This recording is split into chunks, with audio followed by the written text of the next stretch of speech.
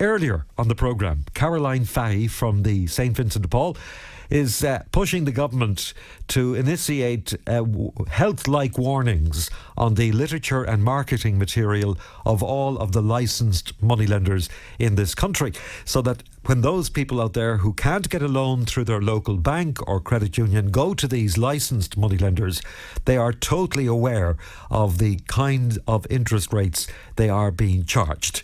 Rose Conway-Walsh, Sinn Féin, is on the line, Senator, of course. Rose, thanks for joining us. You just wanted to make the point that Sinn Féin have been pushing for this for a long time, have you?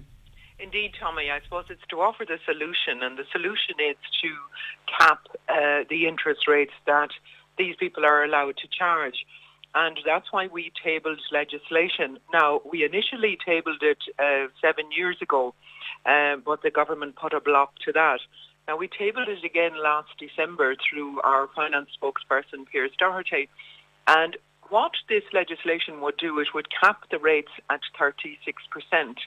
Now, we see, as it is at the moment, as I think Caroline was saying, even the licensed money lenders are permitted to charge 187% by the central bank.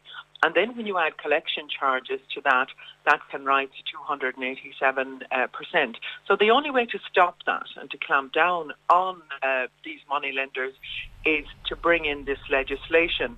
Now, what the government did at the time, again in December, they insisted on a consultation process. Now, this consultation process is now at an end. So we hope that they will now facilitate this legislation going through the door. So are you saying that for 7 years now, you've had no success with successive governments in trying to implement a cap on the top rate that the licensed moneylenders can charge? Yes, that's it. And why are they dragging their heels? Absolutely shameful. I don't know who they're trying to protect.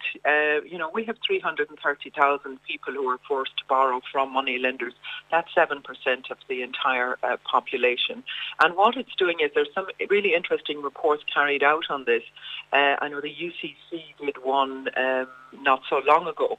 And what it pointed out was the huge transfer of resources and potential assets from poor communities to the directors and shareholders of loan companies. So in the tardiness of the government, it has, I suppose, facilitated these shareholders and loan companies in that way. We saw in 2014 there was 153 million put through these loan sharks as well. So it is a huge problem. And this is the very simple way to knock down on it. Now, you can say the credit unions, we should facilitate the credit unions to be able to compete as well. And there certainly is merit in that. And there's merit in the expansion, say, in the credit unions in terms of it makes sense scheme and to maybe allow them to be more flexible in terms of their rates. But we need to clamp down. Okay. And this legislation will clamp down on this, and it will protect people. There's 2 times of the year that this comes to the fore. It's the going back to school and going back to college time, which is this time of the year, and it's at Christmas time.